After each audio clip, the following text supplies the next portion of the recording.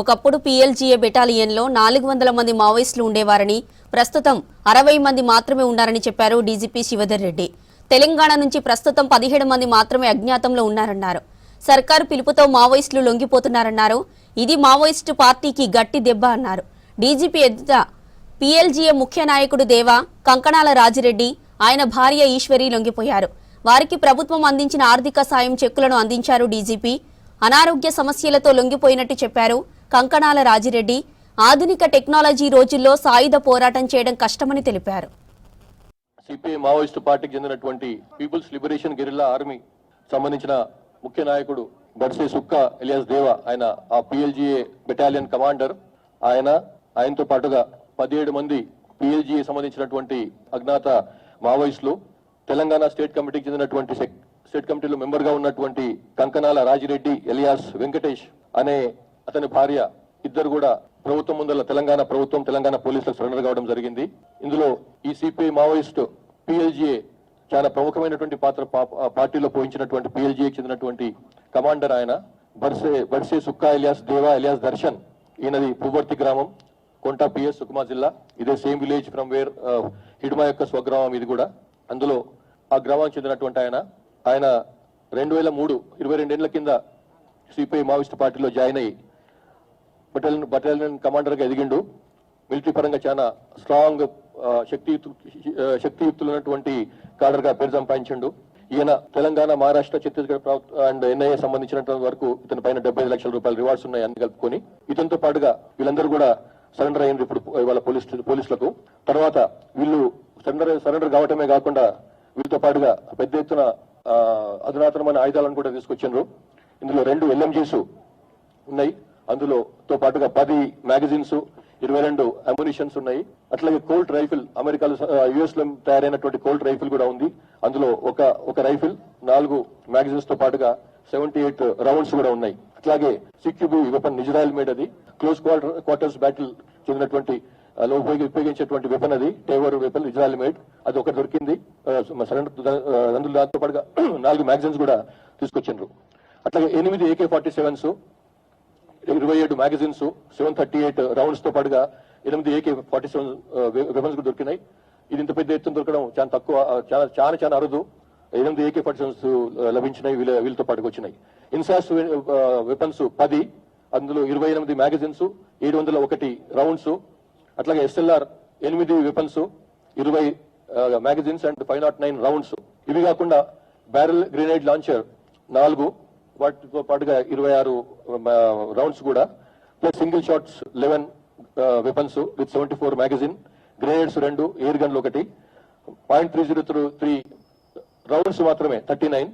తర్వాత helicopter ఉపయోగించేటువంటి helicopter ను కూలించేందుకని చెప్పి ఉపయోగించేటువంటి అమ్యునిషన్ 19 కూడా దొరికింది. ఈ విధంగా మొత్తం 48 వెపన్స్, 48 వెపన్లు, ఆయుధాలు, 93 మ్యాగజైన్స్, ప్లస్ 2206 అమ్యునిషన్ రౌండ్స్ కూడా లభించినాయి. తీసుకొచ్చి సరెండర్ చేసిన వాళ్ళు. మొత్తం క్యాష్ దొరికింది, సరెండర్ అయింది 20,30,000. ఈ విధంగా ఒక రకంగా చెప్పాలంటే ఒక పెద్ద దెబ్బ ఇది. సిపిఐ మావోయిస్టు వాళ్ళ యొక్క పీఎల్జీఏ బెటాలియన్ కొలాప్స్ అయిపోయింది ఈ దెబ్బకి. ఇంకా అందులో ఉన్న వాళ్ళు మొత్తం పీఎల్జీఏ బెటాలియన్ మొత్తం అందులో ఉన్న వాళ్ళు 300 పైన ఉండేది. అన్ని ర్యాంక్స్ కలుపుకొని ఒక బెటాలియన్ లో ఈ నెంబర్ 1 దీనికైతే నాయకత్వం వహించిండో ఆ బెటాలియన్. దాంట్లో ఇప్పుడు మిగిలిన వాళ్ళు 60 మంది కంటే కొంచెం అటుగా ఉన్నారు. సో ఆ విధంగా మిగతా వాళ్ళు సరెండర్ కావటము, ఎన్కౌంటర్ లో చనిపోవటము జరిగిందన్నమాట. సో మొత్తం కలిస్తే అందులో ఇప్పుడు మిగిలిపోయిన వాళ్ళు 66 మంది మిగిలిపోయినారు అందులో. వేరాజ్ ఇందులో 400 పైన ఉండేవాళ్ళు ఈ పీఎల్జీ బెటాలియన్ లో. సో ఈ విధంగా అది మొత్తం దాన్ని క్షీణించిపోయింది, కొలాప్స్ అయిపోయిందని చెప్పడానికి ఏమి సంకోచపడవలసిన అవసరం లేదు. సో ఈ విధంగా దీంతో పాటుగా తెలంగాణ స్టేట్ కమిటీకి చెందినటువంటి కంకణాల రాజిరెడ్డి ఎలియాస్ వెంకటేష్, ఆయన సరెండర్ కావడంతో తెలంగాణలో ఉన్నటువంటి స్టేట్ కమిటీ కూడా ఆల్మోస్ట్ కొలాప్స్ అయిపోయింది. ఇందులో ఒక్క స్టేట్ కమిటీ మెంబర్ మాత్రమే మిగిలినాడు. అందులో మిగతా వాళ్ళందరూ కూడా సరెండర్ కావటమో లేకపోతే బయటకు రావడం, ఎన్కౌంటర్ లో చనిపోవడం జరిగింది. వీళ్ళు బయటకు రావడానికి మెయిన్ కారణం చెప్పడం ఏంటంటే 21 అక్టోబర్ 2025 నాడు పోలీసు అమర వీరుల స్మృతి దినం సందర్భంగా గౌరవ తెలంగాణ ముఖ్యమంత్రి రేవంత్ రెడ్డి గారు ఇచ్చినటువంటి పిలుపును అందుకొని తెలంగాణలో వీళ్ళు ఆత్మసమర్పణ చేసుకున్నారు. ఇందులో తెలంగాణలో జరుగుతున్నటువంటి వెల్ఫేర్ యాక్టివిటీస్, డెవలప్మెంటల్ యాక్టివిటీస్ లో పార్టిసిపేట్ చేసేందుకని చెప్పి, అందులో భాగస్వాములు కావడానికి అని చెప్పి కొంత తెలంగాణ వాళ్ళు వస్తే ఉద్యోగం ఇంకా మొత్తం కూలిపోతున్నది. ఇందులో ఉండి లాభం లేదు. ఇందులో విపరీతమైనటువంటి అంతర్గత కలహాలు చాలా ఎక్కువైపోయినాయి. తర్వాత ఈ సిద్ధాంతానికి జరుగుతున్నటువంటి కింద జరుగుతున్నటువంటి వాళ్ళకి పుంతలు లేకుండా పోయింది. కాబట్టి ఇందులో ఉండే లాభం లేదు. ఆ తర్వాత వాళ్ళకు ఉన్నటువంటి ఆరోగ్యపరమైనటువంటి సమస్యలు కొన్ని ఉన్నాయి. ఫ్యామిలీస్ నుంచి చాలా దూరంగా ఉండటం వలన ఎక్కడో పుట్టిన వాళ్ళు ఎక్కడో వాళ్ళు పనిచేసేది ఎక్కడో, కాబట్టి వాళ్ళకు ఆ గ్యాప్ కూడా పెరిగిపోయింది ఫ్యామిలీస్ తోని. కాబట్టి ఇవన్నీ కారణాలతో వాళ్ళందరూ వచ్చి సరెండర్ అయినారు.